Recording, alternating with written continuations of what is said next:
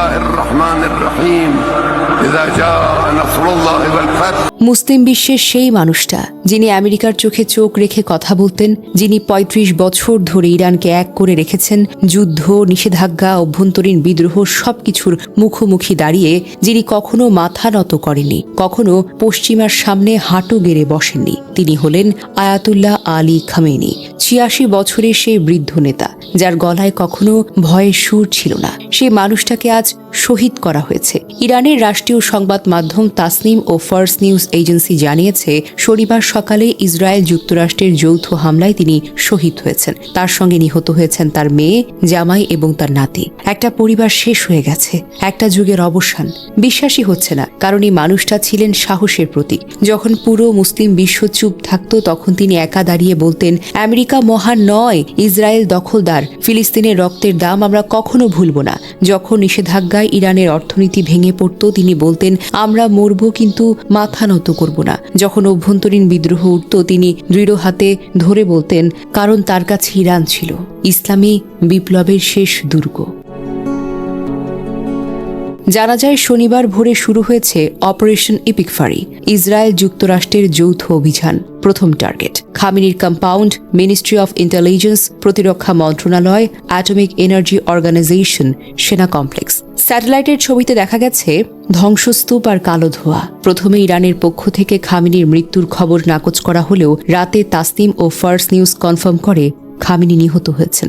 Iran ৪০ দিনের শোক ঘোষণা করেছে। খামেনির মরদেহ শনাক্ত করা হয়েছে বলে রয়টার্স জানিয়েছে। মার্কিন প্রেসিডেন্ট ডোনাল্ড ট্রাম্প প্রথমে ট্রুথ সোশ্যালে খবর দেন, আয়াতুল্লাহ খামেনি নিহত।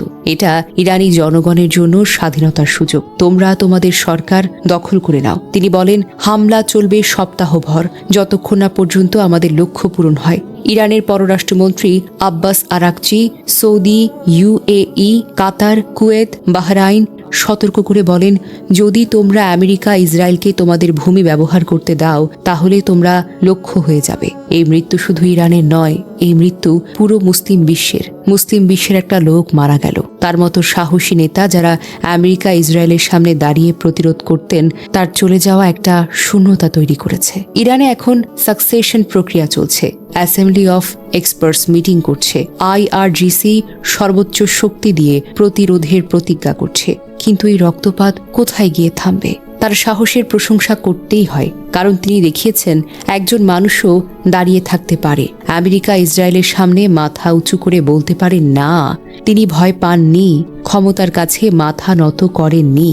তার মতো নেতা খুব কম আসে, যারা নিজের জীবন দিয়ে প্রমাণ করেন যে বিশ্বাসের জন্য লড়াই করা যায়। একজন বৃদ্ধ আয়াতুল্লাহ, যিনি ৩৫ বছর ধরে লড়াই করলেন শেষ মুহূর্ত পর্যন্ত। তার মৃত্যুতে সমগ্র মুসলিম বিশ্ব কেঁপে উঠছে, কারণ তিনি ছিলেন সেই শেষ প্রতিরোধের প্রতীক। আজ হৃদয়টা ভারী, বিশ্বাস হচ্ছে না, কিন্তু যদি সত্য হয় তাহলে শান্তিতে থেকো আয়াতুল্লাহ আল খামেনি। তোমার সাহস আমরা কখনো ভুলব না, তোমার লড়াইয়ের কথা আমরা আজীবন মনে রাখব। আর প্রার্থনা করি যেন এই রক্তপাত থামে। মানুষের জীবনের চাইতে বড় কোনো রাজনীতি পৃথিবীতে হতে পারে না। শান্তি কামনা করি গভীরভাবে।